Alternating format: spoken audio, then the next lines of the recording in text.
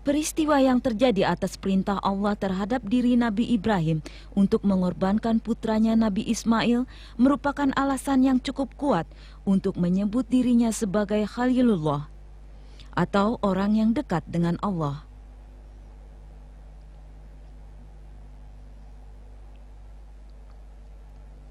Nabi Ibrahim lahir di sebuah tempat yang disebut Faddam Aram.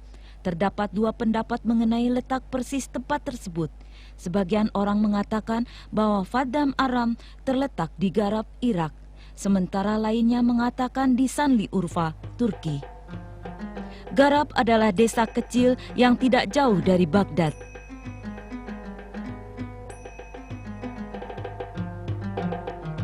Walaupun jalan menuju ke sana kecil, tapi lebih dekat ke jalan bebas hambatan utama yang menghubungkan Baghdad dan kota-kota utama lain di Irak.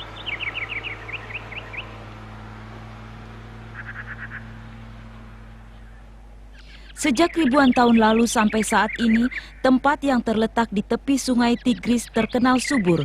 Hasil pertanian seperti makanan dan pakaian terpenuhi di tanah yang subur ini. Sayangnya tidak seperti sekarang, rakyat Babilonia pada waktu itu tidak menyembah Allah. Pancaran keimanan tidak menyentuh hati mereka yang telah tenggelam oleh gemerlap kesenangan duniawi. Seiring dengan kemakmuran yang mereka capai, moral dan nilai-nilai kemanusiaan justru semakin menurun.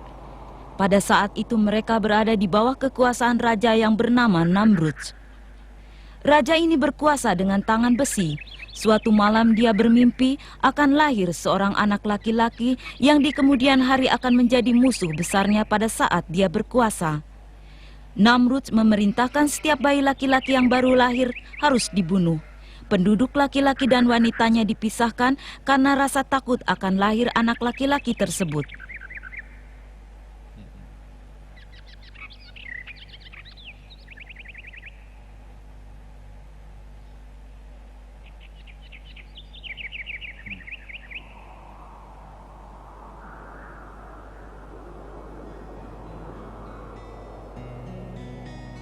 Dalam situasi seperti itulah Nabi Ibrahim lahir. Tempat kelahiran asli Nabi Ibrahim mungkin telah terlupakan. Namun demikian, penduduk setempat mendirikan masjid untuk mengenang kelahiran Nabi besar ini.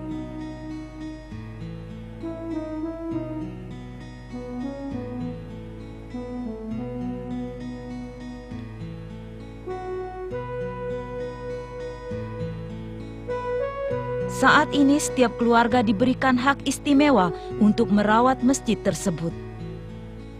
Dinding-dindingnya dihiasi dengan ayat-ayat Al-Quran tentang Nabi Ibrahim, perjuangannya, dan umatnya yang mendengarkan panggilannya.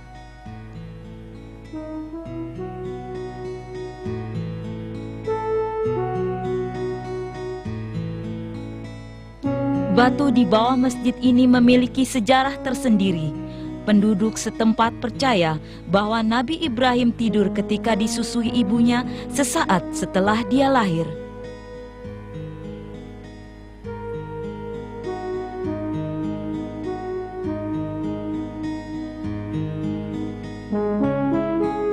Pada pintu pagar sekitar batu tersebut terdapat tulisan ayat 15 dari surah Maryam yang berbunyi, kesejahteraan atas dirinya pada hari ia dilahirkan, pada hari dia meninggal, dan pada hari dia dibangkitkan hidup kembali.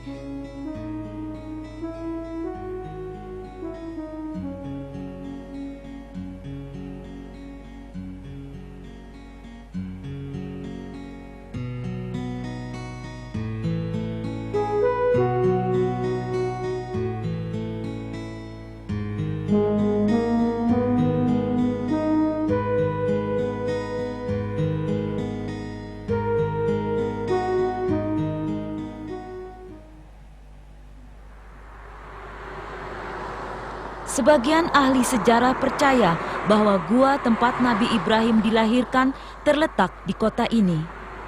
Wilayah ini disebut kota Nabi. Beberapa nabi pernah ada di tempat ini.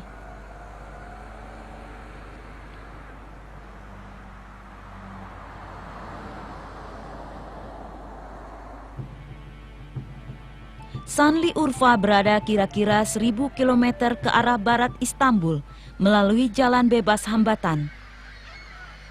Sebuah masjid dibangun di puncak tempat kelahiran Nabi Ibrahim. Penduduk setempat menyebutnya Masjid Ibrahim. Setiap akhir pekan, masjid ini menjadi daya tarik dari para peziarah yang datang dari seluruh Turki dan wilayah di sekitarnya. Kaum muslim yang sangat mengenal cerita tentang nabi-nabi sejak mereka masih kanak-kanak merasa bahwa kunjungan ke tempat ini dapat meningkatkan keimanan mereka. Dinding-dinding luar masjid ini dihiasi oleh ayat-ayat Quran yang berkaitan dengan kehidupan Nabi Ibrahim.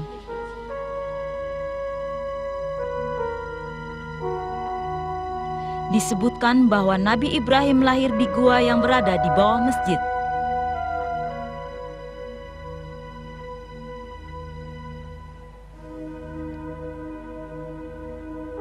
Dikatakan pula bahwa air yang berasal dari kolam ini adalah sumber air minum bagi Nabi Ibrahim dan ibunya. Menurut kisah, Nabi Ibrahim dibesarkan di gua ini selama beberapa tahun. Ibunya membawakan makanan dari rumah secara diam-diam untuknya. Gua ini bagaikan surga bagi Nabi Ibrahim, tak diketahui dan tak tersentuh oleh Namrud. Ketenangan gua tersebut membentuk kepribadian yang tenang pada diri Ibrahim. Dia selalu memikirkan tentang alam sekitarnya, memikirkan keagungan Tuhan.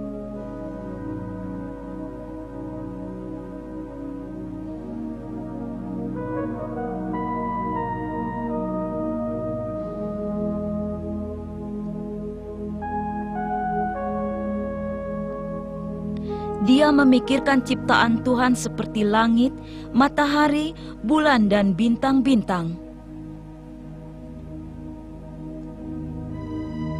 Dia mengamati siang dan malam yang silih berganti dan merenungkan pergantian musim.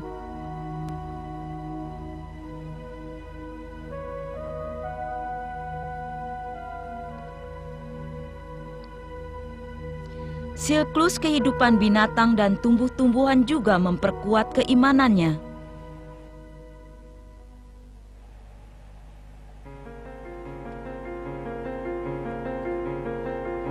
Tidak jauh dari tempat Nabi Ibrahim dilahirkan, terdapat istana Namrud. Tempat-tempat ini masih tersisa. Di tempat inilah Namrud berkuasa dan setiap perkataannya dipatuhi oleh rakyatnya. Nabi Ibrahim mempergunakan kepandaian berpidatonya untuk membuktikan kesalahan bahwa Namrud bukanlah Tuhan. Berdasarkan pendapat arkeolog setempat, menara setinggi 47 meter adalah bagian dari zigurat, yaitu bangunan kuno untuk segala tingkatan.